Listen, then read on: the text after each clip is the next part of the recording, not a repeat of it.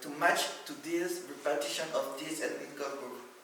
And the people belongs more to the ethnic groups than to the country itself.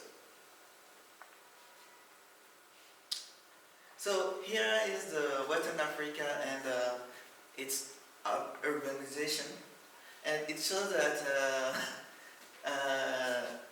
from 1990 to 2020, these are the expectation of urban rates in this area.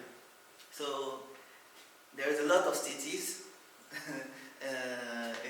in West Africa and Africa in general.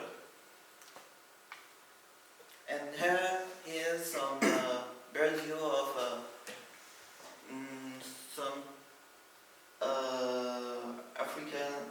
West African capital, such as Kouassi in Ghana.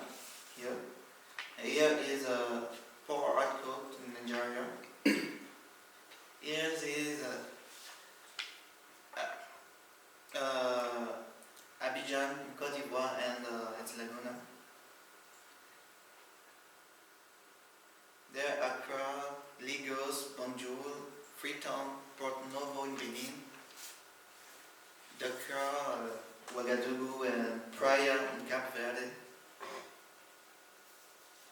So let's talk about African people and culture. There are many different people and tribes in Western Africa, and their culture varying from tribe to tribe, like I said earlier. Let's take the Ivory Coast cases. So, la Côte d'Ivoire est située entre le tropique, en Afrique de l'Ouest, entre l'équateur et le tropique du Cancer. Sa superficie est de 322 463 km². Sa capitale, Yamoussoukro, sa langue officielle, le français. Et ses pays frontaliers, le Mali, le Burkina Faso, le Ghana, la Guinée et le Libéria.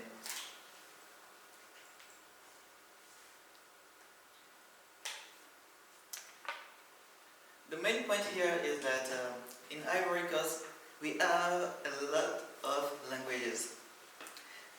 However, Ivorian people speak more than one language because French is the official language, and we have also our local language. And about the local languages, we have 66 known languages because there is also a lot of language which we don't know.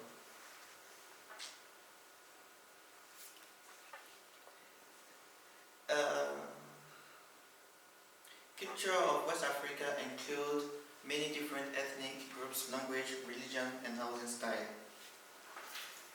So there is, like I say, countries boundaries do not match ethnic group boundaries. Many people are more loyal to the group than to the country. And like there is hundreds of languages, more African countries adopt the colonial languages, such as French, English, Portuguese, to help groups to communicate. So let's talk about the African music and to see what kind of music we are listening there. Most of the time when I'm searching about African music, I find some, I think, I want to say some traditional maybe? Yeah, traditional and traditional kind of music. So I don't think that is what people are like liking to hear in Africa now. So I try to show the known African music, well-known African music in 2019, and it shows that there is one thing that remains: Afrobeats. I heard it a lot, so I tried to figure it. And of it is everywhere and became an international phenomenon. And here I chose one of the well-known artists in this field, such as Davido here, Yemi Ayade here, DJ Arafat in Côte d'Ivoire. So there are well-known artist music in the French-speaking countries, for instance, this one, and in English-speaking countries here now, also, yeah.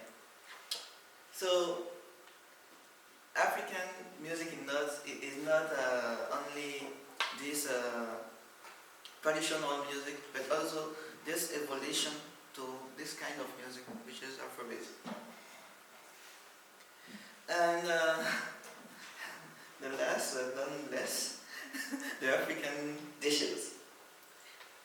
I tried to make a summary of iconic dishes with their countries. So here is some kind of dishes related to the countries. And there we have the Tchepoudian from Senegal, here the Kejenu from Ivory Coast, Ndolé from Cameroon. I don't think like it. This looks like the one I saw. And the Yassa from Senegal. We have jollof rice, Akseki, dot soup from Liberia. And I'm glad to say that it's finished, and I leave the floor to the next one.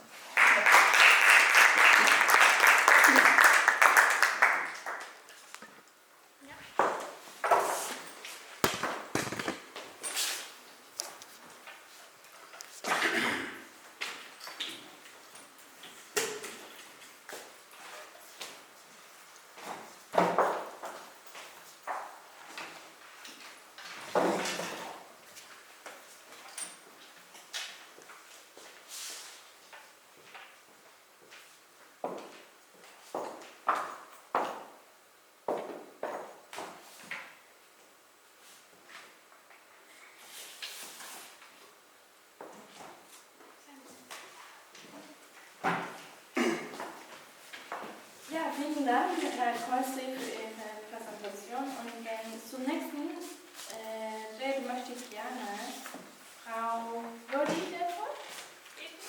Genau. Jodi Delport is from South Africa. She's presently doing her Bachelor's of Social Science here. She's studying in the third and final year of her undergraduate course with a deep interest in cultural anthropology. That was why I invited her. She's interested in cultural anthropology and English literature. So she's an expert in English. She focuses on the impact of politics, economics, and the role of nature in human societies. And she hopes to pursue a career in sustainability. She did her 12th grade bachelor's at Wilhelms-Universität of Grahamstown, and did her third year studies in anthropology and in English literature. She's did a lot of voluntary activities too. For example, ECD literary program in Wilhelms University community. She was very engaged in that program. She also taught under 6-year-old students how to read English and Ishikosha. She also volunteered as a genealogy assistant in Albany Museum, Grahamstown, aiding in 1820 settlers' heritage documents, organization and preservation. And she also worked as an anthropology in the department of Wilhelms-Universität. She was a teacher, and she aided in the first year anthropology students in courses content and in understanding the theory. So we welcome her.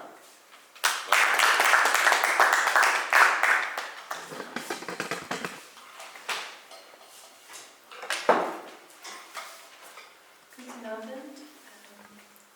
Ich komme aus Berna und meine Muttersprache ist Englisch. So good evening.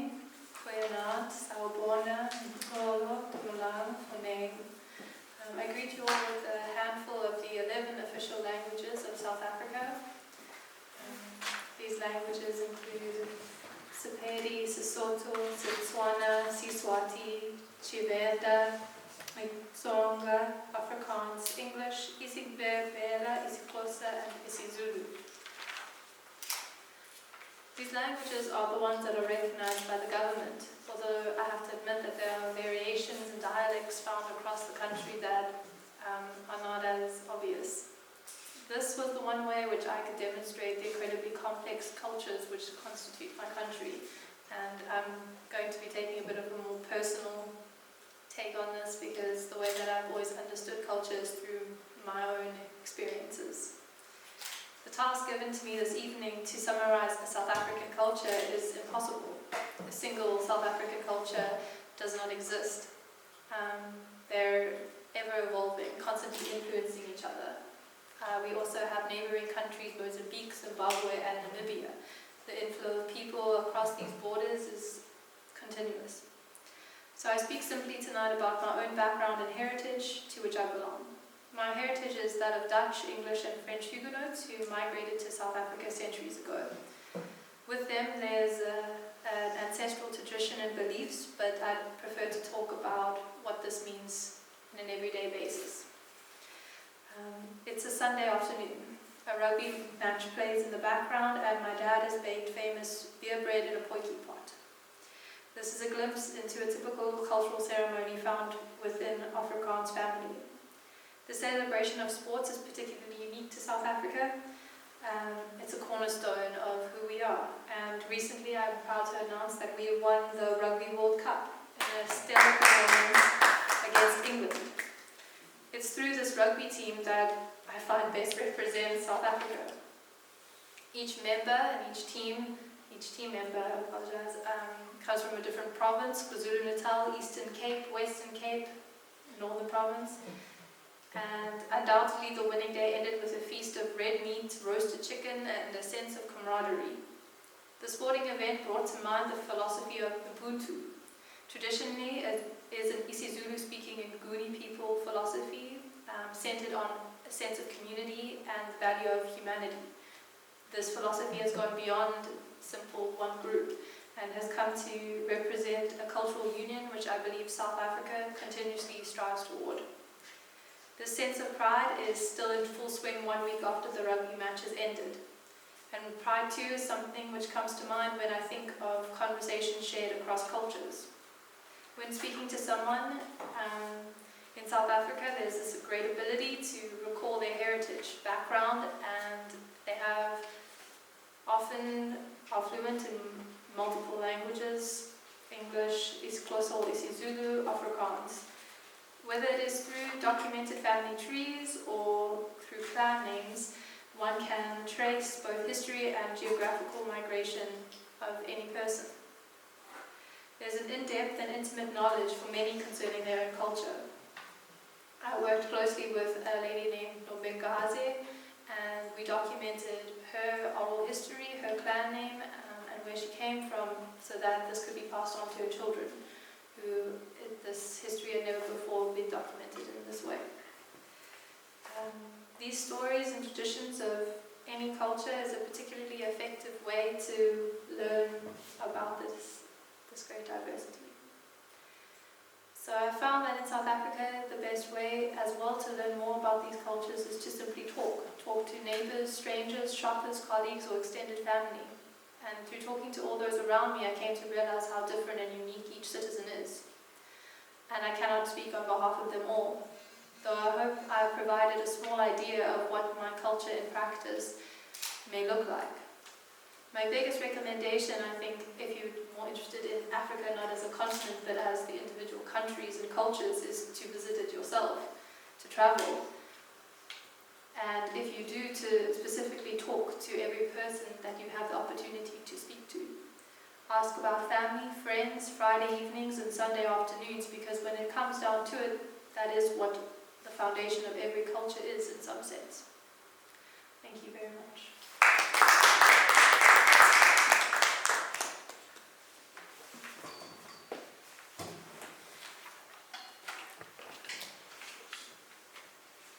Ja, vielen Dank. Zunächst möchte möchte gerne Herr Nchumbonga George Lekelefac aus Cameroon bitten. I have two short videos, 5 minutes, before I